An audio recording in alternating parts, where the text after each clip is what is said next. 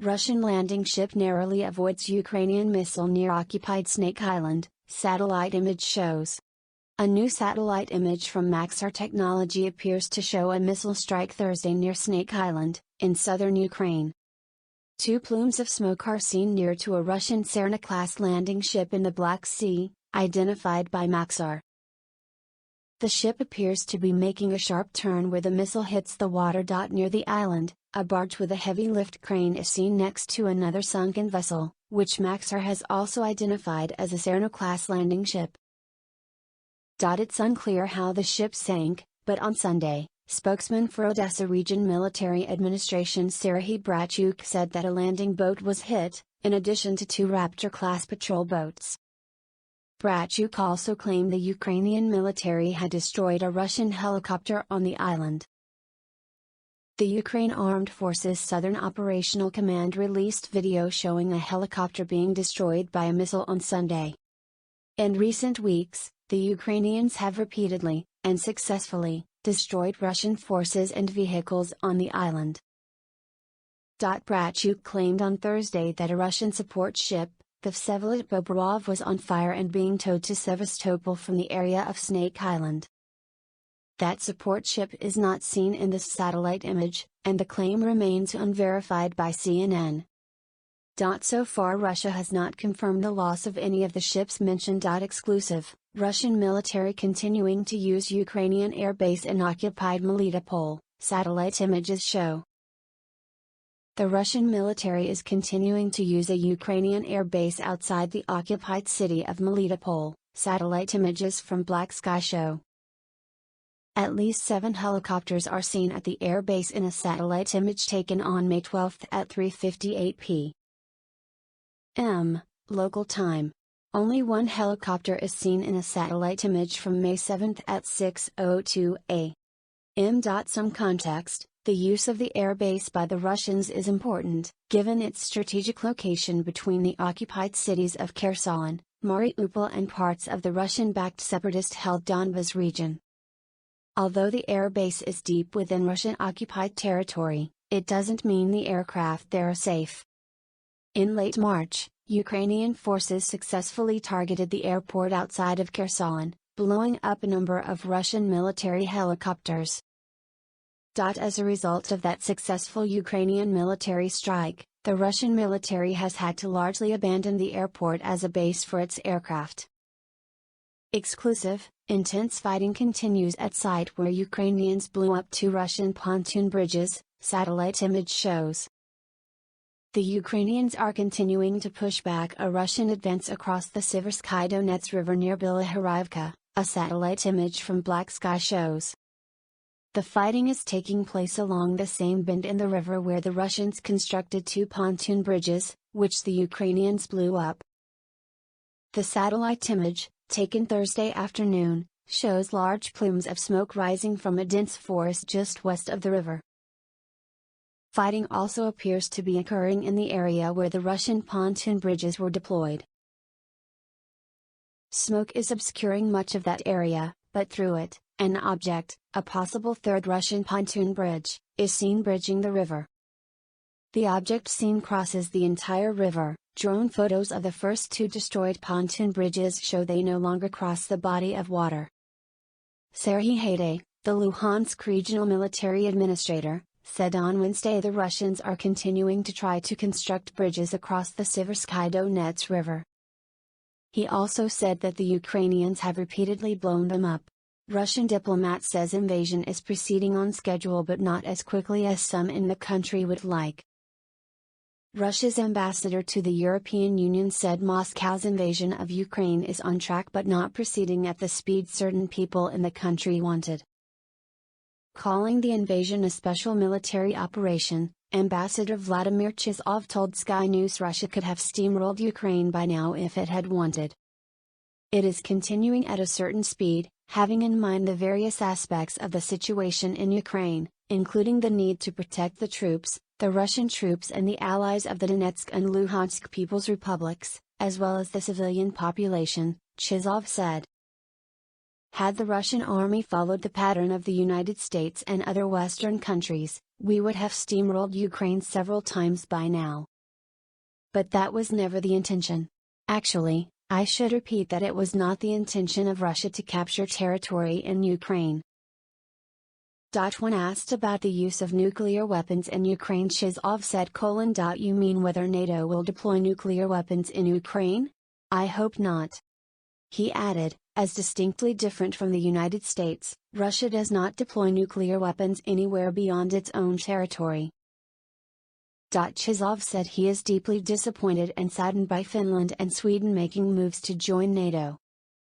Why the current Finnish government has chosen to turn the country into a backwater periphery of NATO, I cannot understand, he said. If Finland joins, Russia will take certain military technical measures, he said. Like improving or raising the degree of defense preparations along the Finnish border. Not necessarily troops and tanks, but certain preparations like radars, perhaps, but I'm not a military expert. If you have any heart at all, UN official warns Putin millions will die if Ukraine's ports remain blocked. David Beasley, head of the United Nations World Food Programme, is pleading with Russian President Vladimir Putin to reopen Ukraine's Black Sea ports before global calamity strikes. Millions of people around the world will die because these ports are being blocked, Beasley told CNN during a conference on Thursday. Asked what he would say directly to Putin, the UN official said, "If you have any heart at all for the rest of the world, regardless of how you feel about Ukraine, you need to open up those ports." Vital shipments of agriculture from Ukraine, known as the breadbasket of the world, are stuck in the war-torn nation because the port of Odessa and neighboring ports have been blocked by Russian officials. Beasley, a former Republican governor of South Carolina, warned that the ports must be operational within the next 60 days or Ukraine's agriculture-centric economy will implode. If you don't get this port issue resolved and open, Ukraine's economy completely collapses, Beasley said at the Cebu conference in New York. It becomes landlocked like Moldova. The ports are critical. It's 2 a.m. in Kyiv.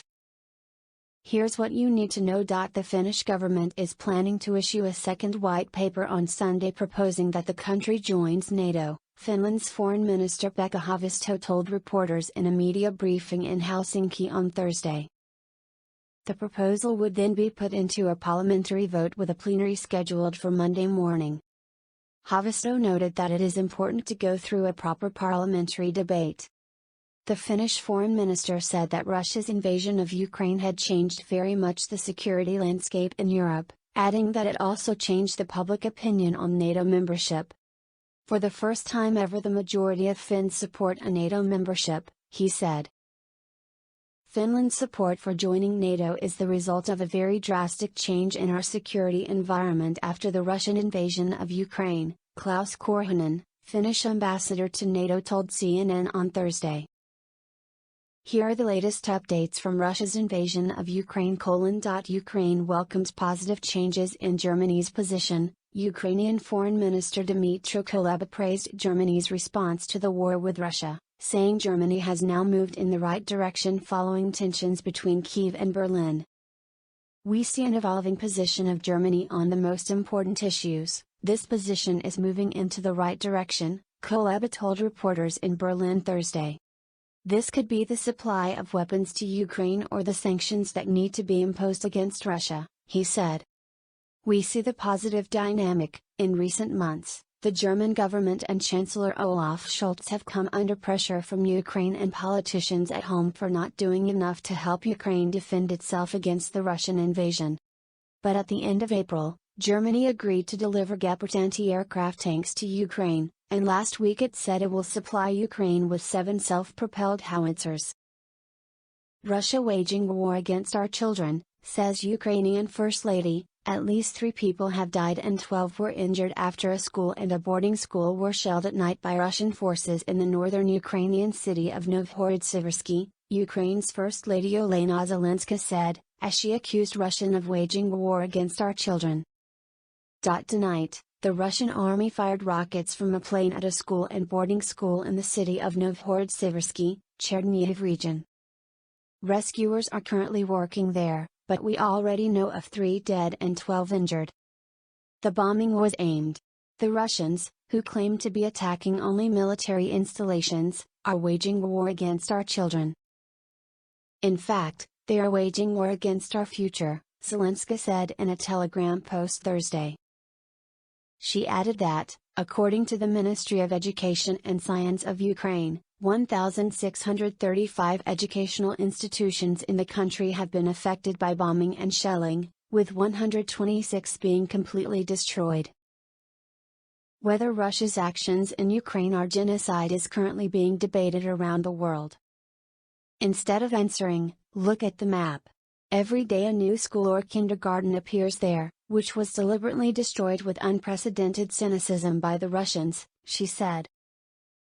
Russia is using energy as a weapon, German Vice Chancellor says. German Vice Chancellor and Economy Minister Robert Habeck accused Russia on Thursday of using energy as a weapon, following an announcement by the Russian government on Wednesday to impose sanctions on 31 foreign energy companies in retaliation for Western penalties over Russia's invasion of Ukraine. It has to be said that the situation is coming to a head, in such a way that the use of energy as a weapon is now being realized in several areas, Habeck told reporters at a news conference in Berlin. This is not the first time Habeck has said Russia is using energy as a weapon. Germany has been under pressure from Ukraine and other nations in Europe to make progress in weaning itself off Russian energy supplies since the start of the invasion on February 24. On Thursday, Habeck said that Germany was focusing on building up gas reserves to prepare for winter. The gas storage facilities must be full by winter or else we will be in a situation where we can easily be blackmailed, Habeck said. Families of Azovstal fighters appeal to Turkish president to initiate an extraction procedure. Families of Azov Regiment fighters holed up in the Azovstal plant in Mariupol sent an emotional appeal to Turkish President Recep Tayyip Erdogan, urging him to be a hero and initiate an extraction procedure for all remaining fighters at the plant. At a news briefing in Kyiv, a father of an 18-year-old fighter urged the Turkish leader to seize a historical opportunity to go down in history as a peacemaker, as a hero. As a man to man, a father to a father, I implore you to save my son and his comrades, Evgeny Saharnikov pleaded, referencing Turkey's experience with military extraction operations in the Middle East. Using examples of extractions in Syria and Dunkirk during World War II, Saharnikov asked for a civilian vessel to be sent for the fighters' collection from Azovstal. The fighter's father also suggested they are taken to a neutral country, away from the hostilities. We need a hero, a person with enough political authority to carry out this procedure. From a political and geographical perspective, we think Turkey can be that country and Erdogan can be that person, he added.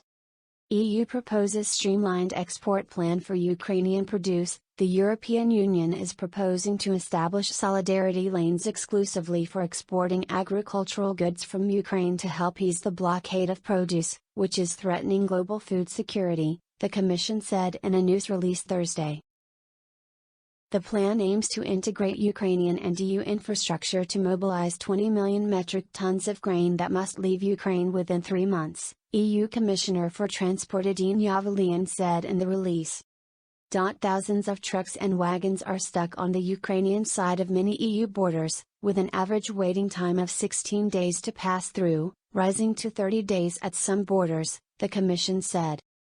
US Several thousand Ukrainians sent to so-called filtration centers and tens of thousands taken to Russia. The United States assesses that Russian forces have sent at least several thousand Ukrainians to be processed at Russia's so-called filtration centers and evacuated at least tens of thousands more to Russia or Russia-controlled territory, U.S. Ambassador to the Organization for Security and Cooperation in Europe, OSCE, Michael Carpenter said Thursday.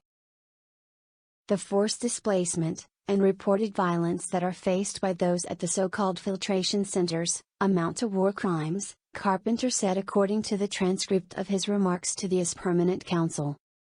Numerous eyewitness accounts indicate that filtering out entails beating and torturing individuals to determine whether they owe even the slightest allegiance to the Ukrainian state, Carpenter said. Finland's NATO support is a result of very drastic change in security environment. Finland's support for joining NATO is the result of a very drastic change in our security environment after the Russian invasion of Ukraine, Klaus Korhonen, Finnish ambassador to NATO told CNN on Thursday. Currently, there are no direct military threats against Finland by Russia, Korhonen said, adding that they don't see any irregular activity. But the nation does expect potential cyber harassment or disinformation campaigns by Russia, which would be nothing new to them, he added. Remember, Finland shares an 800-mile border with Russia, and its accession to the alliance would mean that Russia would share a border with a country that is formally aligned with the United States. When asked what the Nordic nation has to offer NATO if it were to join, Korhonen said that they have a strong national defense and that by being a member of the alliance the protection would be even more effective. We have a strong defense, we have a very capable border guard, and I think right now we are awake, so I think the border is very secure, he said. Korhonen continued by saying that while nuclear rhetoric is always part of Russian security policy narratives at this time, we are currently very far away from any nuclear situation. The use of nuclear weapons or threat of use of nuclear weapons, that would open up an entirely new chapter in the Euro-Atlantic landscape, he said.